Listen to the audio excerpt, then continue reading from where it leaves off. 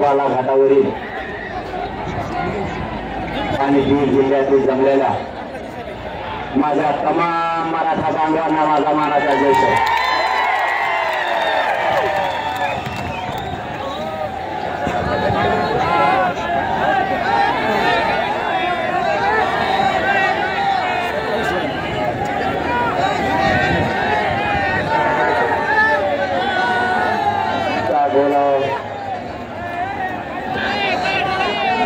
तुमचं एवढे विराट रूप बघितल्याच्या नंतर शब्द सुद्धा बोलायला राहत नाही. बीड जिल्हाकरांच्या जर्नी खरंच मनापासून नतमस्तक तुमच्या जर्नी बीडचे मराठे एकत्र यायला लागले. तुम्हाला काय सांगावं, अशी फाटली त्यांची तुम्ही गाल्यामुळे मला इथं आलं लक्षात आलं.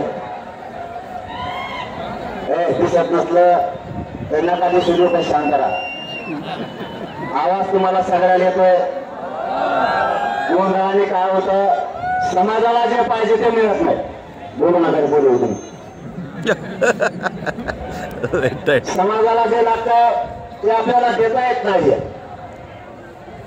आपल्या एकजुटीमुळे आपल्या समाजाला न मिळणाऱ्या गोष्टी मिळायला लागल्या हे मराठ्यांनी समजून घ्या. गडबड गोंधळानं आपल्या समाजाच्या लेकराचे वाटोळ होत आहे. कोणत्या टायमाला कुठलं पाऊल उचलायचं हे मराठ्यांच्या लवकर लक्षात आलं पाहिजे. परिस्थिती मराठ्यावरती संकट आणून सोडलंय. या संकटाला कसं तोडायचं याच्यासाठी आता पुढचा काळ आपण लागणार आहे.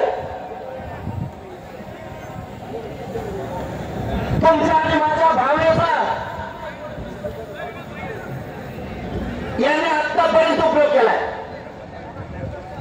म्हणून माझ्या मराठा समाजाला प्रत्येक वेळेस माझं हात जोडून आव्हान असते. बाबा हो, आपली ताकद खूप मोठी आहे. फक्त आपण विचारानं चाललो नाही म्हणून आपल्या लेकराबाळाचं नुकसान झालं. या पुढच्या काळात मराठ्यांनी दुसऱ्याच्या डोक्यात नाही चालायचं, स्वतःच्याच डोक्याने चालायचं आणि जातून जोडण्याचे. बस झालं ते. आता याने यायचं, त्याने नाटक शिकवायचं, त्यानं यायचं, त्याचं ज्ञान आपल्याला पाजळून जायचं. उभ्या पिढ्यांचं वाटलं झालं. पायऱ्यावरचे गप बसा. कोणात आणत कोणी बसत नाही आजकाल. गर्व वाटतं रे मला तुमचा.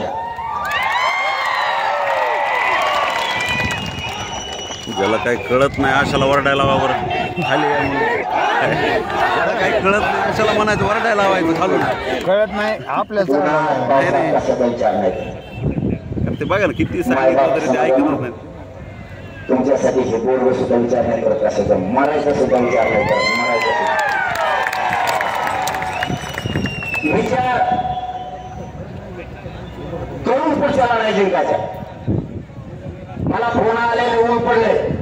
म्हणलं मी तुला फोनावर सांगितलं, खात्री सांगतो एक बी मराठीच्या सलावत माघार देऊ शकत. आणि आवाज देतो मला माय बाप मानलं म्हणलं तुम्हाला खरं बोलतो. त्या चाबरे आणि तू शिकले चाबरे हे मला रोज फोन करून सांगितलं बाजार आमचे सणाचा दुपारून नये. मग मी काय करू, मी सकाळीच गेलो. मला माहित होतं बीडचा कचका कसा आहे. त्यांना जर 10चा टाइम दिला ते 9च दिला, त्यांना 12चा दिला ते 11लाच जायचे असते. आणि मग आपण संध्याकाळी तरी हलत नाही. पण म्हणलं आता पुढं बैठका दिली नाही, आपण वेळच जाऊ. हे म्हणजे आमच्या बाजार थोडं उशिरा. म्हणलं बरं उशिरा. आता माझ्याकडे काय चुकी मग समाज गर्व वाटावं असं काम करतात. तुम्हाला सांगतो नुसतं ते दीडचं रूप बघून रातभर सरकारला झेंडाळ्या लागल्या म्हणून सांगायच्या. बेजार नुसते बेजार होणार. अन्न संकटाला घ्यायचे तर मुंबईत गेल्यावर बेजार होईल. त्याला मागा चलो 1960 फाईटच याला समोर भेडीचे मला म्हणतो तुला हानी म्हणलं मला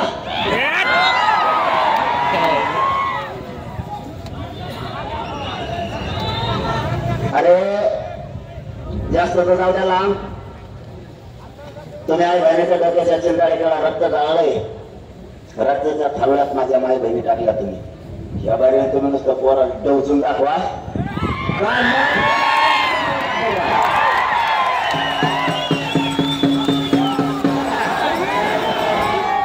आपल्याला शांततेत जायचंय शांततेत करायचंय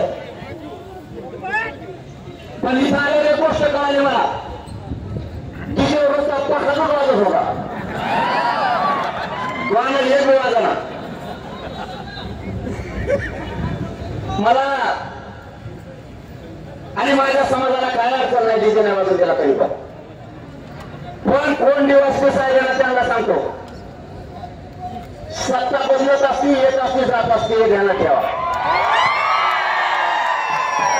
आणि मी त्या खुर्ची आवडत आहे मला जर एखादा डोक्यात बसला त्याचा बाजार उठून आमची बंदी नाहीये समजून सांगतोय नसता आता आमचा दम डीजे बीड जिल्ह्यात नुसता डीजे वाजवू द्या आता दुसऱ्या कोणाला सांगतो तुम्हाला डीजे मध्ये राज्य सुरुवातीच्या बंदूक काय अरे आपलं लेकर येतं आडत थोडासा आनंद व्यक्त करते डीजे वाजवू नका नाही वाजायचं काय केला बघ एकाला पखाचे ढांबाळून आणि तिच्या डोळ्यात वाट करतोय आमचं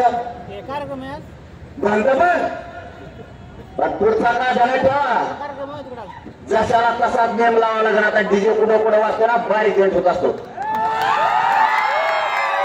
आणि त्याच्यावर फक्त सांगतो विनाकारण कशाला लोकांना टोचता चाललं ना शांत देत आमचं आम्ही आमच्या लेकराला आरक्षण लागतो दिवस कसं आहे कोण आहे मला माहित नाही तुमच्याही लेकरांना जागेवर सस्पेंड होता तुम्ही जागेवर येत आहे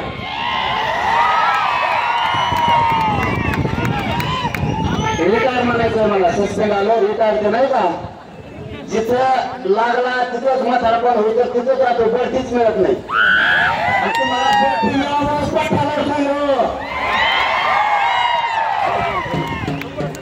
आणि समजा दुसऱ्याचा असला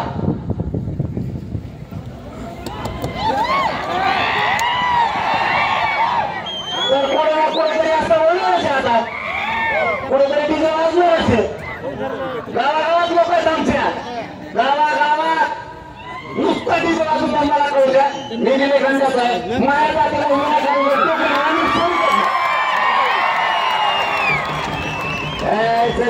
म्हणून त्याच्या काय करायला लागतो हे दिवस केला डीजे बंद पालन तुला काहीच करा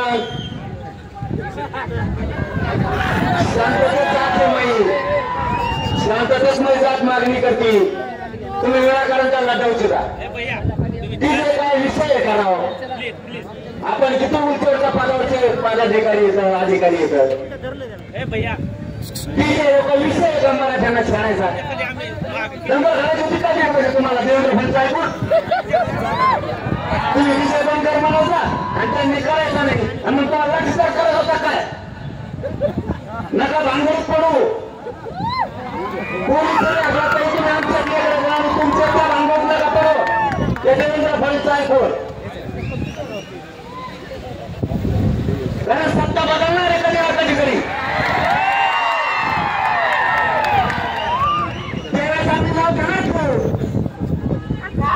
कारण मला तुमच्यावर बोलायचं नव्हतं पण ते जीवाने याच्यासाठी लागलं साध्या गाण्याचा विषय नाही घराच्या कधी केस करायचे बा त्याच्या आईला बघून घेतला असतं मग वचन लावलं त्याने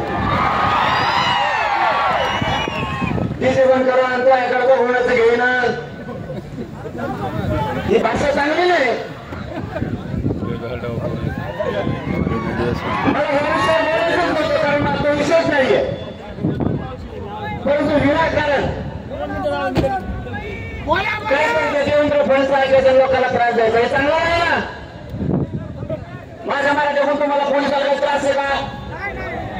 एकाही पोराला सांगा तुम्ही यांच्यापासून त्रास आहे मग विनाकारण काही देवेंद्र फडणवीस ऐकायची गरजच नाही. आज तुम्ही त्याच्या जीवावर बोलता ना आम्हाला आम्ही भोगू हा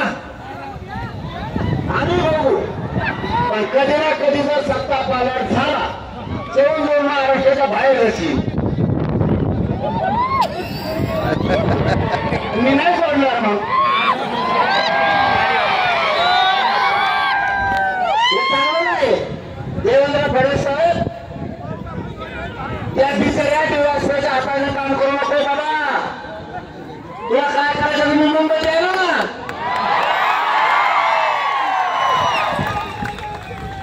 त्या बिचाऱ्या दिवस कसा अडचण घालतो. मी आलो मुंबईला आपण भेटू होतो घरापुढेच गेली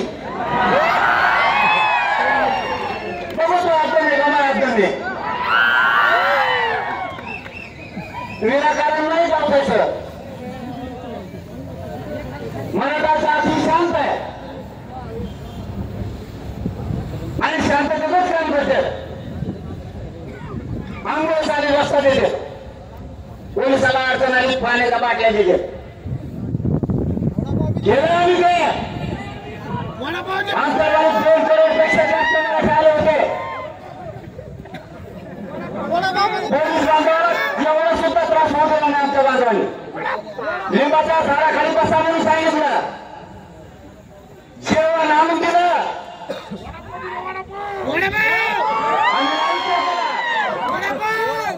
आमच्या लेकराबद्दल इतका वाईट विचार करू नका.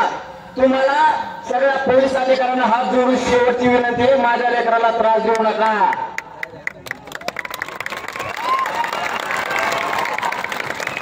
आम्हाला माहिती आहे तुम्हाला देवेंद्र फडणवीसांचे आदेश आहेत त्याला मी आहे ना आरक्षण नाही दिलं ना जाऊ मुंबईत गेलो सांग इथून कशाला आधीच पळत होती पळापळी सुरू झाली तुम्हाला माहित नाही दिसतंय फक्त मराठ्यांची तक्रार घेतली नाही लक्ष दिलं नाही पण आतून अशी फाटली. त्याच्यात काल एक मित्र आता माझ्याकडे त्यांनी सांगितलं मला देव सांगून मिळत नाव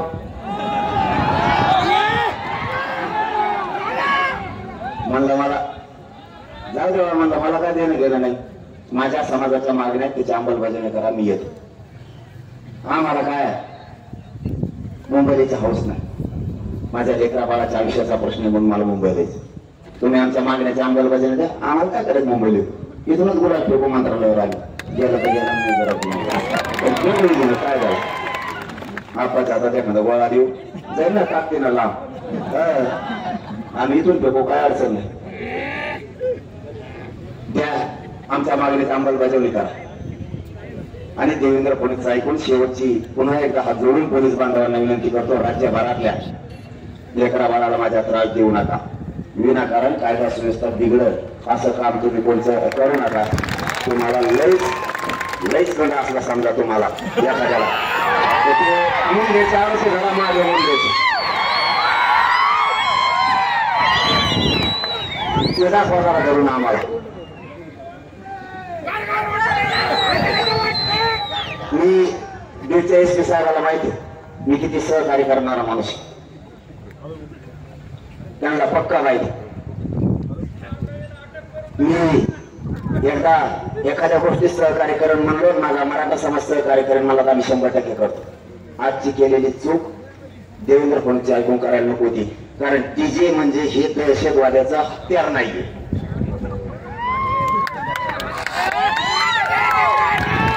ठीक आहे डीजेचं मी आता ते बघतो मी फडणवीस साहेब 2000 बघतो ते विषय काय तेव्हा काढला. मराठ्यांना एक सांगायला आलोय हे प्रत्येक घराघरातल्या राज्यातल्या मराठ्यांनी आता लक्षात ठेवा 29 ऑगस्टला आपल्याला मुंबईला जायचं 27 ऑगस्टला आपण सकाळी 10 वाजता अंतरवालीतून निघतोय. मुंबईला सगळ्यांनी शांततेत जायचंय. आरक्षण घेऊन येताना शांततेत आपण आपल्या घरी यायचं. समाजाला डाग लागेल असं एकही पाऊल मराठ्यांना उचलायचं नाही. तुमच्या लेकराला मोठं करायचं, त्याला मला उंचीवर न्यायचंय. माझ्या समाजाची खाली मान होईल असं एकही पाऊल मराठ्यांच्या पावलाने उचलायचं नाही.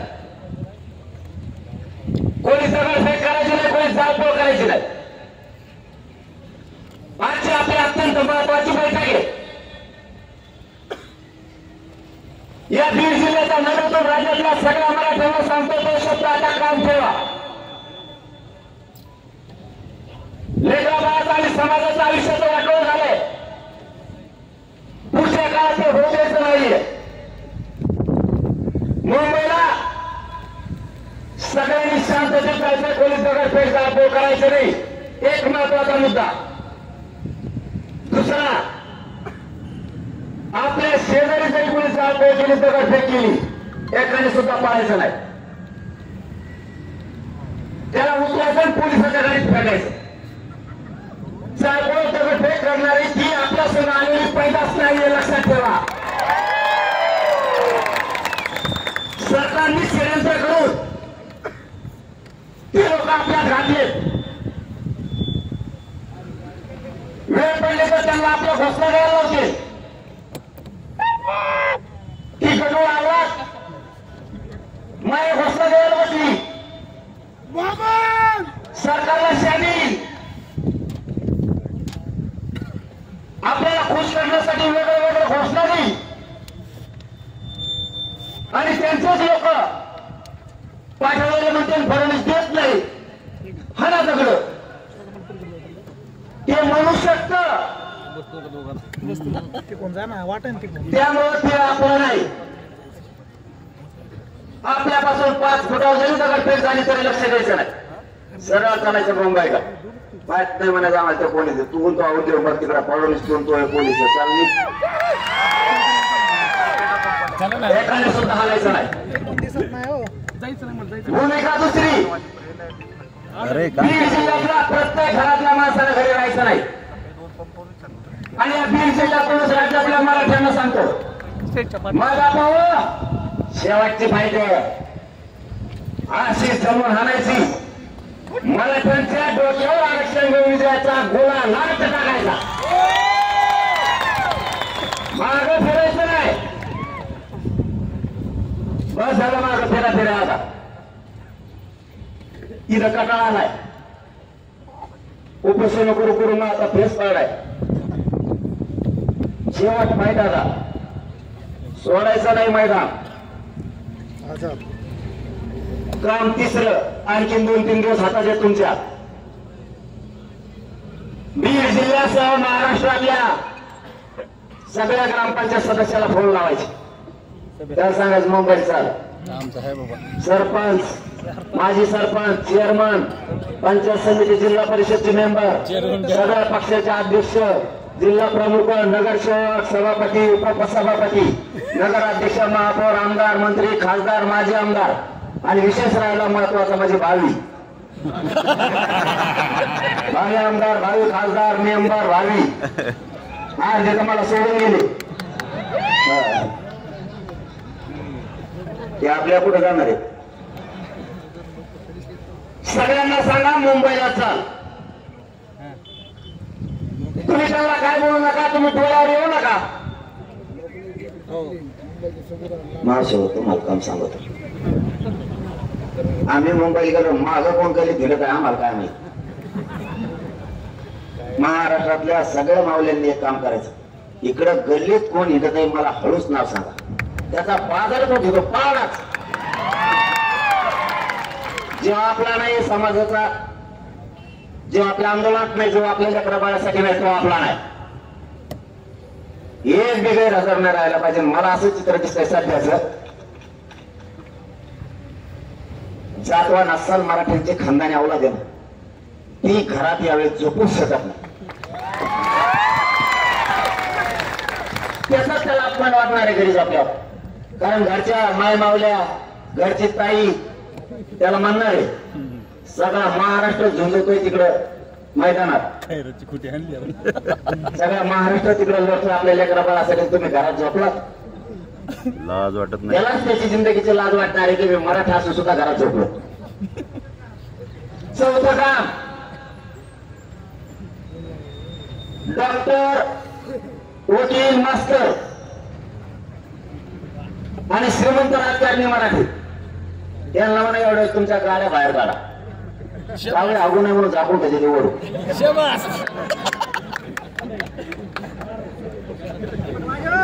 शेवटा कर्मचारी वर्ग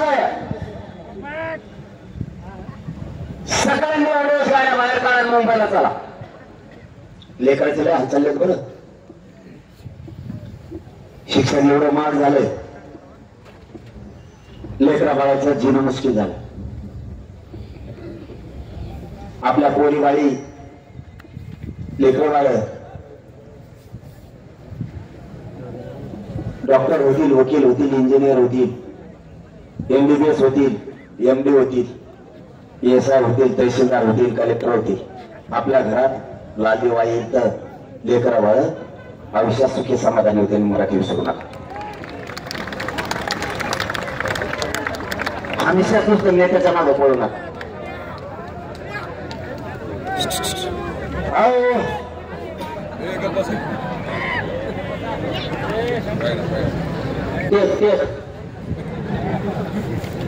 लय अवघड आहे, सांभाळणं सोपं नाही.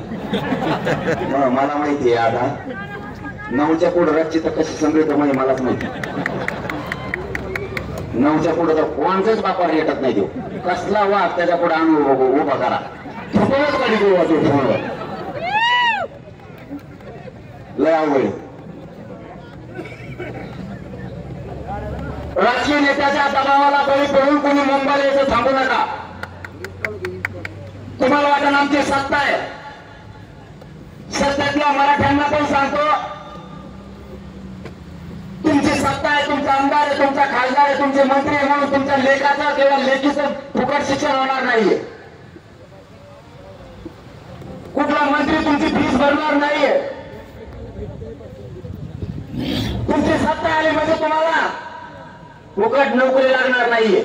त्याच्यासाठी आरक्षण गरजेचं. इथं जातीवर संकट आलंय. संकट आलंय तर आता त्या जातीचं तुम्हाला रक्षण करावं लागणार. राज्यातल्या सगळ्या पक्षातल्या आमदार, खासदार, मंत्र्यांना सांगतो, माझ्या जातीसाठी धावून या. माझा समाज आणि जात मोठी होऊ नये म्हणून सगळे एकवटले.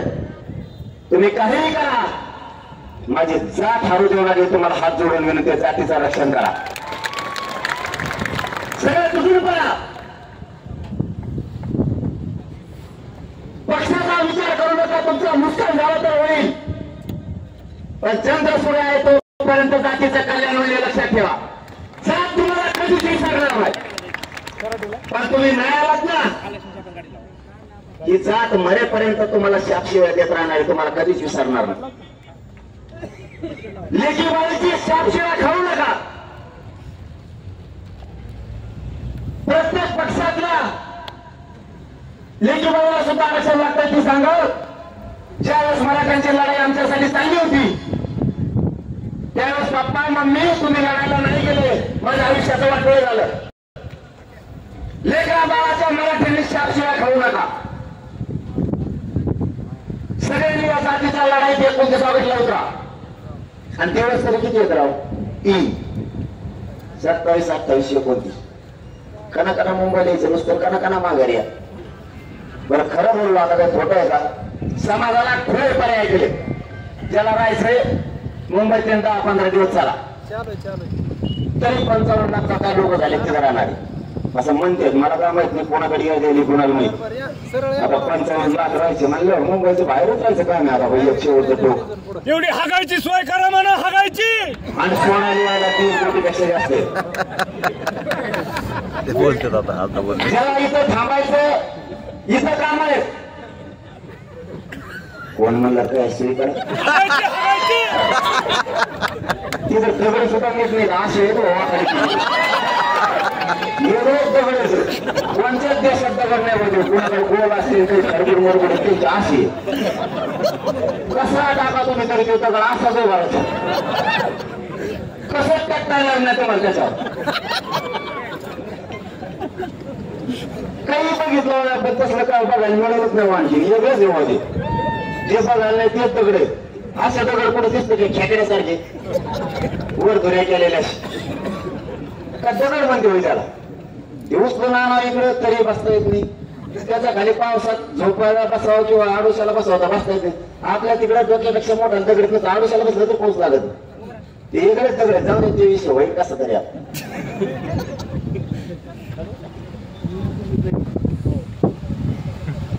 प्रत्येक घरातल्या मराठ्यांनी आता विचार करायचे करायचे तुम्ही मला इमानदार लागलात मी तुम्हाला इमानदार लागलो मला इमानदारीने सांगा 2 वर्ष झालं तुम्हाला साथ देता तुमचे मान खाली होऊन असं एक पाऊल उचललं का आतापर्यंत आणि पुढेही उचलणार नाही फक्त मी डावं टाकत गेलो फक्त काही वेळ 4 पावलं मागे सरक पुढे सरक माझ्या समाजाला 58 लाख नोंदी म्हणजे 3 करोड मराठ्यांना मी माझ्या पद्धतीनं डोक्याला लावून गेलो आता उगा थोडं राहिले मुंबईला एक टांका आणला 100% मराठ्याला आरक्षण टेन्शनच नाही कुंकडा प्रमाणपत्र काढा उभा राहील